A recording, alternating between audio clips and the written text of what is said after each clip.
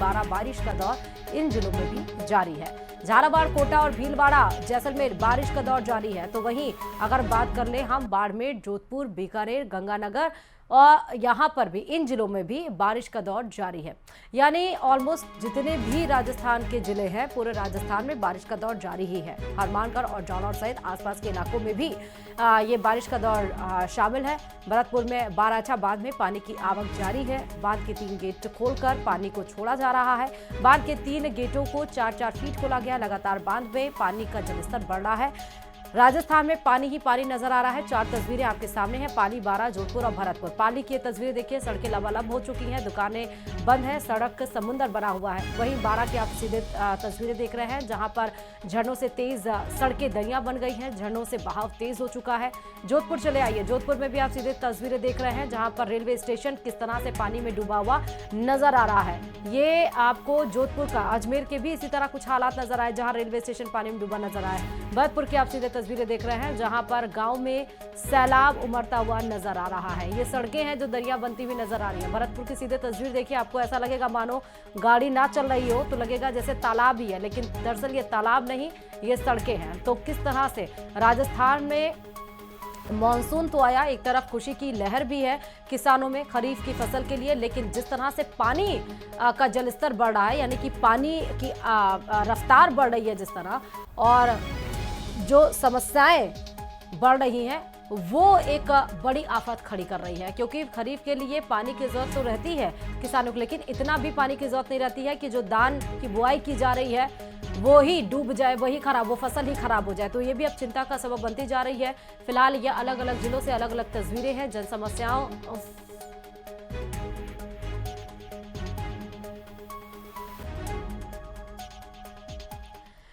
पाली शहर में सुबह से ही मूसलाधार बारिश का दौर जारी है, जिससे शहर के हालात बिगड़े हुए नजर आ रहे हैं। शहर की सड़कें पानी से लबालब हो गई हैं, कई कॉलोनियां जलमग्न हो गई हैं। शहर के आदर्श नगर सहित कई इलाकों में घरों में पानी घुस गया है। पिछले 12 घंटे में पाली शहर में 145 mm बारिश दर्ज की गई है। भारी बारिश को देखते हुए निजी स्कूलों ने अवकाश घोषित कर दिया है। तो पाली में देखिए 12 घंटों में 145 मिलीमीटर बारिश दर्ज की गई है, और बारिश को देखते हुए निजी यानी कि प्राइवेट स्कूलों में अवकाश यानी कि छुट्टियां डिक्लेयर कर दी गई हैं। सुबह से मूसलाधार बारिश का दौर जारी है। पाली में ये सीधे तस्वीरें हैं, सड़कें लबालब पानी से भर चुकी हैं, कॉलोनियों में भी पानी घुस गया है। समस्याओं से जूझ रही है पाली की जनता।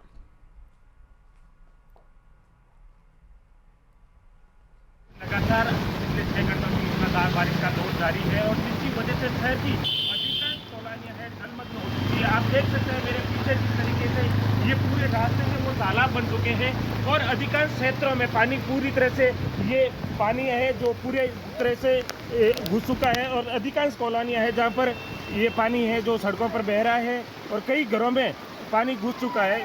शहर के वीडी नगर, आदर्श नगर जो पोस्ट कॉलोनी बताई जा रही है, उनकी बात करें तो उनमें भी पानी घुस चुका है। कई घर हैं जिनमें लोगों में लगातार, जो रात को 3 बजे से ये बारिश का दौर शुरू हुआ था, जो अभी 8 बजे तक बारिश का दौर जारी है।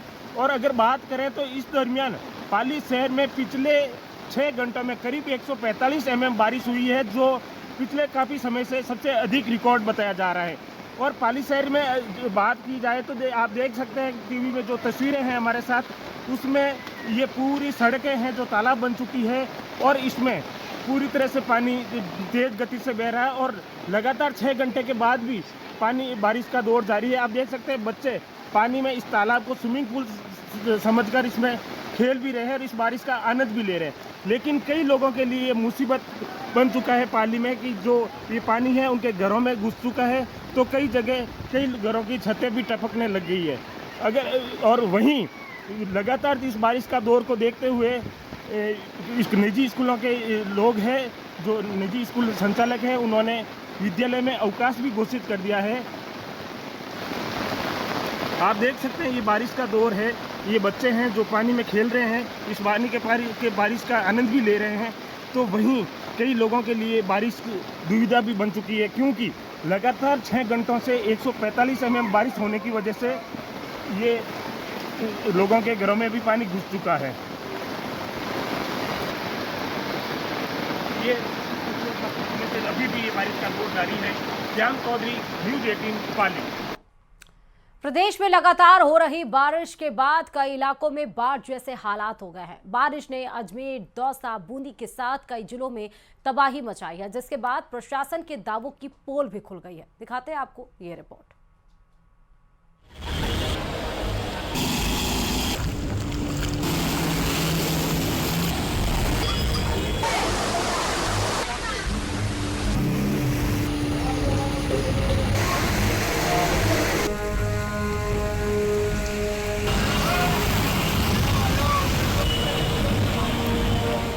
अजमेर में शुक्रवार को हुई तेज बरसात ने प्रशासन के दावों की पोल खोलकर रख दी। कुछ ही घंटों की बरसात ने शहर को मानो जैसे जल सैलाब में डुबो दिया।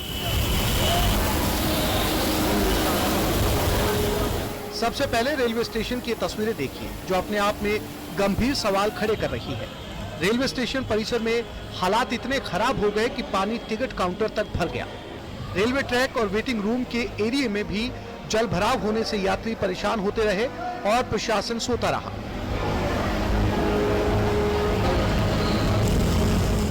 अजमेर अनासागर झील से जाने वाला पानी और मूसलाधार बरसात से दक्षिणी विधानसभा क्षेत्र की कई कॉलोनियों में भी पानी घुस गया। रहवासी घंटों तक पानी निकालते और सामान बचाने में लगे रहे। कॉलोनियों में नालों की सफाई नहीं होने के कारण गंदा पानी घरों और दुकानों में घुस गया। देखिए, बारिश का भी मुसलधार हुई है यहाँ पे अजमेर के अंदर। मौसम भी सुहाना हो रहा है और इस सुहाने मौसम में बहुत सारे लोग गिरे हैं। हर जगह गड्ढे हो रखा है, हर जगह खुदाई हो रखी है। प्रशासन ने बिल्कुल ध्यान नहीं दिया इसको लेकर। आप सबको मालूम था कि सावन का महीना आता है, बारिश पड़ती है, मानसून आने वाला है और इसको लेकर कुछ तैयारी नहीं की रहती है। हर जगह नाली चेकआउट हो रखी, पड़ रखी है। हर जगह इतना गंदा पानी बहता है। लोग धार्मिक स्थल दरगाह के अंदर आते हैं 5 महीने में कि पूजा पाठ करेंगे और इतने गंदे पानी से निकलते हैं। बीकानेर जिले में बरसात के बाद हालात बिगड़े हुए नजर आए। श्री डूंगरगढ़ में बारिश के बाद पूरा शहर पानी पानी हो गया। एक और जहां मुख्य बाजार पूरी तरीके से जलमग्न हो गया, वहीं हॉस्पिटल सहित दुकानों में पानी भर गया। जोधपुर में भी मौसम बदला और बादलों की आवाजाही के बाद तेज बरसात हुई और सड़कें दरिया बन गई। शहर में हर जगह पानी ही पानी नजर आया। तो वहीं सिरोही के रेवदर उपखंड मुख्यालय समेत आसपास के गांव में शनिवार रात से बरसात का दौर जारी रहा। रविवार सुबह तक हुई बरसात के कारण क्षेत्र के कई जगहों पर जल भराव हो गया। उपखंड क्षेत्र में बीते 24 घंटे में 16 mm बरसात दर्ज की गई और गांव टापू की तरह दिखने लगा। हालांकि बरसात बंद होने के बाद ग्रामीणों ने राहत की सांस ली।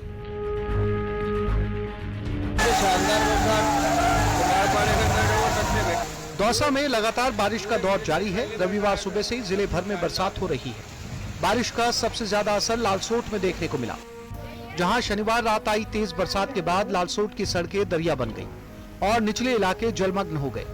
बरसात इतनी तेज थी कि घरों में पानी भर गया और लोग रात भर अपने घरों से पानी निकालते रहे। सुबह से हो रही भारी बरसात ने कोटा और आसपास के ग्रामीण इलाकों में हालात खराब कर दिए।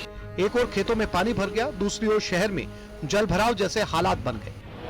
कोटा की रक्तिया भैरूजी मंदिर में पानी भर गया। वहीं कुछ लोग रविवार होने से पिकनिक स्पॉट पर बारिश का लुत्फ उठाते भी नजर आए।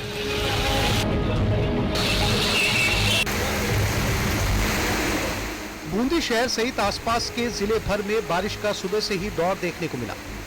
झमाझम बरसात होने के साथ ही लोगों को भीषण गर्मी से राहत मिली। जिले में बारिश किसानों के लिए वरदान साबित हुई। प्रदेश में आने वाले दिनों में भारी बरसात की चेतावनी जारी की गई है। मौसम विभाग ने लोगों से सावधानी बरतने की अपील की है। Bureau report, news 18 Rajasthan.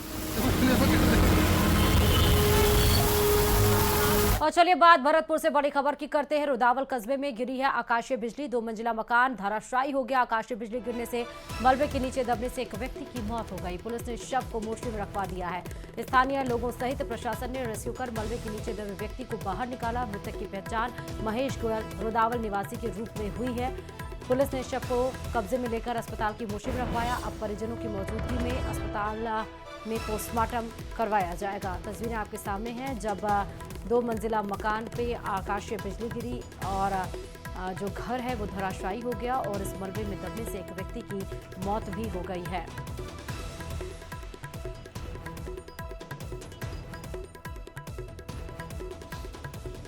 और चलिए बड़ी बात यानी कि बड़ी खबर श्रीगंगानगर के शिव विजयनगर से है। अस्पताल के बाहर धरना प्रदर्शन अभी भी जारी है।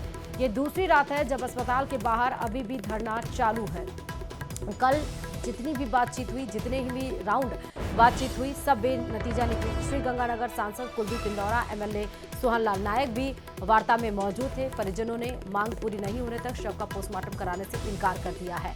पुलिस जाब्ता भी तैनात किया गया, लेकिन आप देखिए उसके बाद भी आज ये दूसरा दिन है, दूसरी रात रही तब जब अस्पताल के बाहर धरना प्रदर्शन जारी रहा। कई दौर की बातचीत हुई लेकिन बातचीत बेनतीजा निकली। एमएलए सांसद सब मौजूद रहे बातचीत में, लेकिन ग्रामीण है कि मानने को तैयार नहीं। उनका कहना है कि जब तक मांगे नहीं माने जाएंगे हम शव का पोस्टमार्टम नहीं कराएंगे।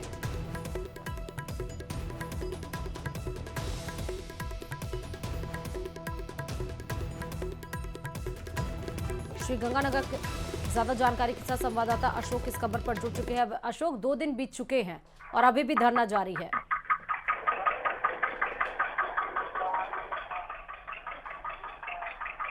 अशोक, मेरी आवाज मिल रही है?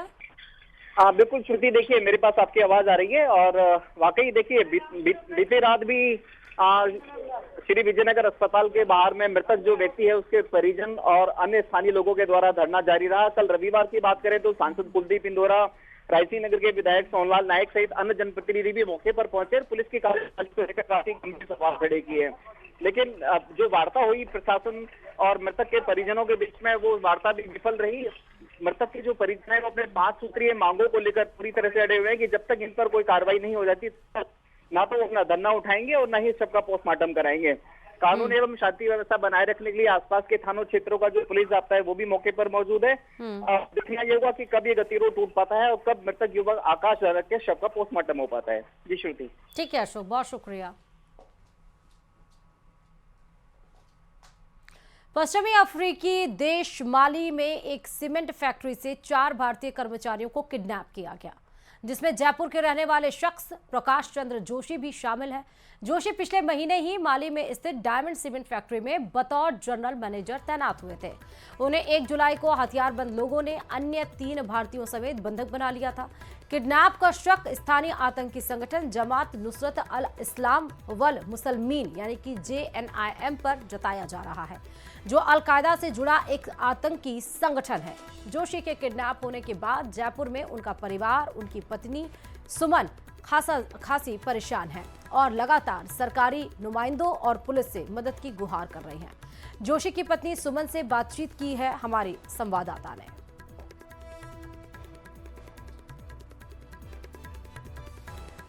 प्रकाश चंद्र जोशी नाम के व्यक्ति हैं जिनका किडनैप हो गया है वहाँ पर, और वो रहने वाले हैं जयपुर के ही, और उनकी पत्नी मेरे साथ हैं। उनसे जानते हैं कि किस तरह का वहाँ माली में घटनाक्रम हुआ है, कैसे किन परिस्थितियों में जो है उनका अपहरण हुआ है। जी बताएं, किन परिस्थितियों में उनका अपहरण हुआ प्रकाश चंद्र जी का? वो रात को सो रहे थे, सुबह 6 बजे आग लगी तो वो दरवाज़ा खोले तो जो गाड़ी उनको मिली थी, कंपनी लाती छोड़ती थी, उसी गाड़ी में बिठा के ले गए, ऐसा कंपनी का मैसेज है। 31 जून को हमारी बात हुई थी, 1 जुलाई को नहीं हुई तो 2 जुलाई को बेटी के द्वारा, बेटी ने जब वहाँ HR में फ़ोन किया तो बताया गया कि भाई पापा को किडनैप कर लिया, मिसिंग है। एक और है, एक पर्सन है तेलंगाना के, एक है उड़ीसा के, तो उनका भी ऐसे ही। और हम सब जगह गुहार लगा चुके, पुलिस स्टेशन सब जगह, थाने में। आपने कहाँ लोगों से बातचीत की है इस बारे में? कहाँ गुहार लगाई है कि उनको जो है वहाँ से निकाला जाए, उनको ढूंढा जाए? हमने पुलिस कमिश्नर साहब के पास गए, वो सार्फ बिजू करके है ना, वो उनके यहाँ गए तो उन्होंने पासपोर्ट की फ़ोटोकॉपी ली है और उन्होंने आश्वासन एकदम पक्का तो नहीं दिया। वो बोले वो बाहर का इंटरनल मामला है, विदेश मंत्रालय में ये खबर पहुंचानी चाहिए। तो उन्होंने ये कहा था कि हमारे से जो होगा हम करेंगे। तो आपने या उन्होंने, किसी ने विदेश मंत्रालय में कोई बातचीत की है? अभी तक तो हमने नहीं की, हम कैसे पहुँच सकते हैं वहाँ। वो पुलिस कमिश्नर साहब ने कहा था कि पासपोर्ट की कॉपी दे दो, हम बता देंगे आपको। अभी तक 4-5 दिन हो गए, कोई कॉल कहीं से नहीं आया है, कहीं से कुछ नहीं। हम सब जगह धक्के खा के फिर यहाँ पे किसी ने बताया तो यहाँ हनुमान बेनीवाल जी का नाम सुना था तो इनके पास आए। फिर तो ये थी सुमन जोशी जो प्रकाश जी की पत्नी हैं, और वो गुहार लगा रही हैं कि उनके पति को जो है माली देश में जहां उनका अपहरण हुआ है वहां से उनको ढूंढवाया जाए, उनको जो है घर वापस लाया जाए। कैमरामैन मान सिंह के साथ हितेंद्र शर्मा, न्यूज़ 18 राजस्थान। और चलिए अब बात राजधानी जयपुर से बड़ी खबर की, जहां एसआई भर्ती 2021 पेपर लीक का ये पूरा मामला हाईकोर्ट में आज फिर से सुनवाई जारी रहेगी। चयनित पक्ष के वकील अपना पक्ष के दलील आज देंगे अपने पक्ष की, और जस्टिस समीर जैन की एकलपीठ में ये सुनवाई होगी। सफल अभ्यर्थियों का पक्ष भी आज कोर्ट जानेगा। सरकार की ओर से जमा कराए दस्तावेजों पर भी आज बातचीत होगी, क्योंकि इसके पहले आपने देखा शुक्रवार को 5 दौर की बातचीत मतलब पक्ष रखे जा रहे थे, लेकिन दलीलें पूरी नहीं हुई थी, और इसलिए 2 दिन के बाद यानी आज सोमवार को आज फिर से आज ये छठे दौर की एक समझ सकते हैं कि कार्रवाई आज यहाँ पर होगी। कोर्ट में दलीलें सुनी जाएंगी। सरकार की तरफ से जो दस्तावेज जमा करवाए गए हैं उस पर भी बातचीत होगी। साथ ही जो सफल अभ्यर्थियों का पक्ष भी आज कोर्ट जानेगा, और चयनित पक्ष के जो वकील हैं आज अपना पक्ष रखेंगे, मतलब अपने पक्ष की दलीलें दी जाएंगी।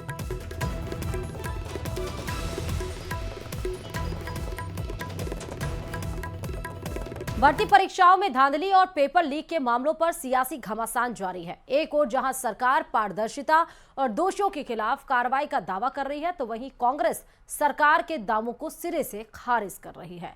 देखिए इसे पर यह रिपोर्ट। कांग्रेस राज्य में हुई पीटीआई भर्ती 2022 में फर्जीवाड़े की आशंका पर अभ्यर्थियों ने खुद 900 संदिग्धों की सूची सौंपी, लेकिन कोई कार्रवाई नहीं हुई। भजनलाल सरकार ने सत्ता में आते ही जांच शुरू कर दी। इसके बाद कई बड़ी गिरफ्तारियां हुई। पीटीआई भर्ती 2022, अब तक 200 एफआईआर, 185 कर्मचारी बर्खास्त। ओपीजेएस, जेएस, यूनिवर्सिटी के संचालक, रजिस्ट्रार गिरफ्तार। शिक्षा निदेशालय के 2 कर्मचारी गिरफ्तार। 30 छात्रों के खिलाफ फर्जी डिग्री मामले में केस दर्ज, जांच जारी। कांग्रेस शासन में आयोजित एसआई भर्ती 2021 परीक्षा में पेपर लीक की शिकायतें मिली थी। एसआई भर्ती 2021 बीजेपी सरकार ने एसआईटी का गठन कर जांच शुरू की। अब तक 60 गिरफ्तार, 50 एसआई बर्खास्त, 3 के खिलाफ विभागीय कार्रवाई की गई। जल्दी 6 और प्रशिक्षुओं की गिरफ्तारी की संभावना। कि आपने उन युवाओं के लिए क्या किया? 5 साल वो पेपर लीक होते रहे और आप होटलों में सोते रहे। आप जरा मेरे को बताइए उस पेपर लीक के क्या किया आपने? हमारे भी समय में पेपर हुए हैं, लेकिन एक भी पेपर लीक नहीं हुआ है। इसे कहते हैं डबल इंजन की सरकार, और यह डबल इंजन की सरकार है। सीएचओ भर्ती 2022 पेपर लीक के बावजूद कांग्रेस सरकार ने कोई कदम नहीं उठाया। बीजेपी सरकार ने दिसंबर 2023 में परीक्षा रद्द कर मार्च 2024 में दोबारा परीक्षा करवाई। 14 मई 2022 को 111 पदों पर हुई ये परीक्षा भी कांग्रेस शासन में हुई थी, जहां शिकायतों के बावजूद कोई कार्रवाई नहीं हुई। इसके बाद बीजेपी सरकार ने प्रक्रिया रद्द कर दोबारा परीक्षा आयोजित की। अब 25 जुलाई 2025 को रोजगार मेले में चयनितों को नियुक्ति दी जाएगी। पिछले 1.5 साल में 69,000 सरकारी नौकरियां दी गई।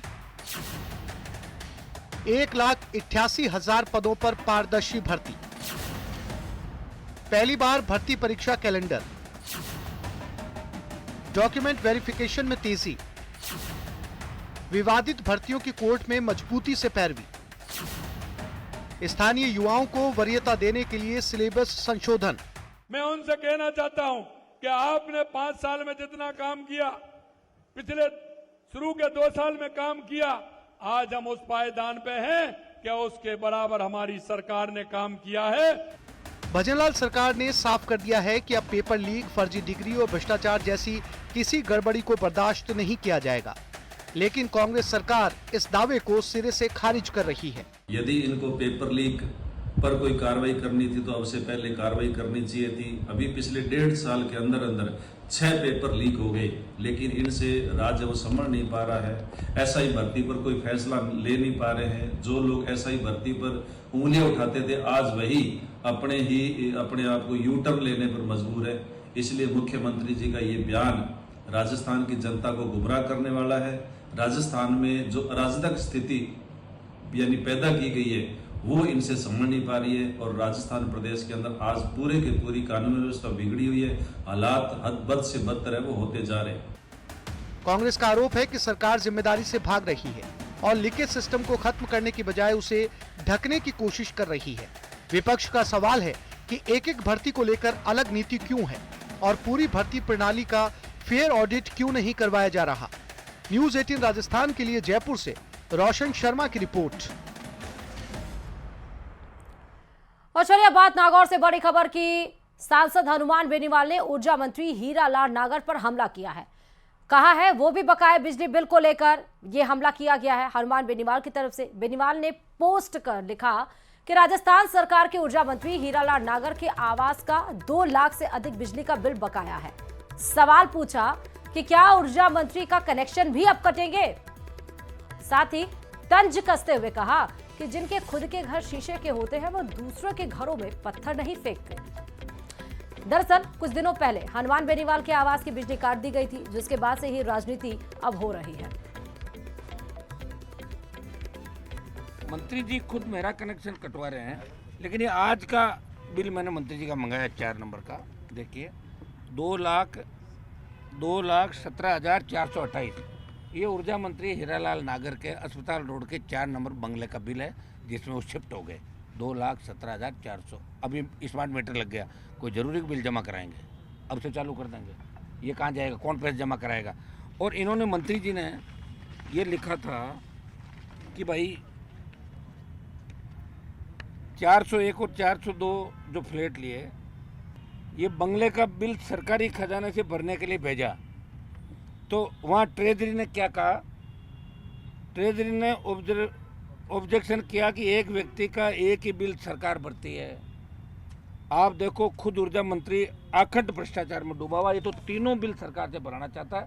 अभी 2 बंगले उनके बिल भी बाकी है, भरा कि नहीं भरा। लेकिन इसका मैंने जो बताया ऊर्जा मंत्री का, ये आज का बकाया बिल है।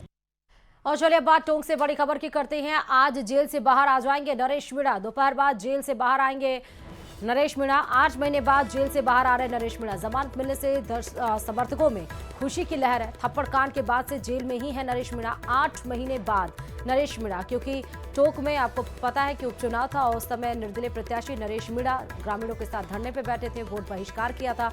उस समय उनकी प्रशासनिक अधिकारी से एक कहा सुनी हो गई और एसडीएम को उन्होंने थप्पड़ जड़ दिया था, जिसके बाद से ही वो जेल में बंद थे। उनके समर्थकों ने जमकर उत्पात मचाया था। कई सारी सरकारी संपत्तियों को नुकसान पहुंचाया गया था। आग के हवाले कई गाड़ियां की गई थी। पुलिस जाब्ता तैनात किया गया था। तब से कई दौर की उनको कोर्ट के चक्कर काटने पड़े, लेकिन अब जाकर उन्हें जमानत मिल गई। हालांकि इससे पहले भी 2 केसेस में इन्हें जमानत मिली, लेकिन जेल से बाहर नहीं आ पाए। लेकिन अब जब जमानत मिली है तो अब 8 महीने के बाद नरेश मीणा जेल से बाहर आएंगे। समर्थकों में जबरदस्त खुशी। दिल्ली की सीएम रेखा गुप्ता ने अनुपम खेर की फिल्म तन्वी द ग्रेट की तारीफ की है। उन्होंने कहा सभी बच्चों को ये फिल्म जरूर देखनी चाहिए। उन्होंने ऐसी बेहतरीन फिल्म के लिए अनुपम खेर को धन्यवाद दिया है। तो दिल्ली की सीएम रेखा गुप्ता ने अनुपम खेर की फिल्म तन्वी द ग्रेट जो कि एस्टॉम पे बनी हुई है। एस्टॉम यानी कि जो एक मेंटल डिसऑर्डर होता है, खासकर ये बच्चों में पनपता है।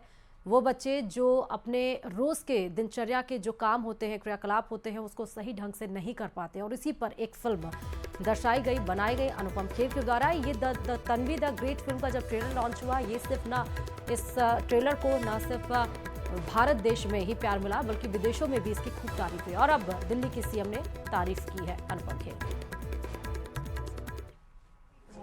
स्पेशल थीम के साथ स्पेशल बच्चों के लिए एक सुनहरी उड़ान की बात जो आपने इस पिक्चर के माध्यम से की। एक एक क्षण जो है इस मूवी का इतना दिल को छूने वाला था कि मैं बता नहीं सकती।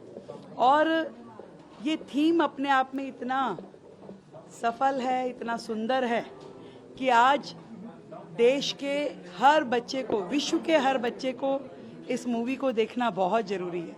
और हम भी चाहेंगे कि दिल्ली सरकार की ओर से ज़्यादा बच्चों को हम ये मूवी दिखाएं, जो कि इंस्पिरेशन है, जो कि हार्ट टचिंग है, जिसमें देशभक्ति भी है और बच्चों की भावनाओं से जुड़ा हुआ वो पक्ष जो दुनिया देख नहीं पाती।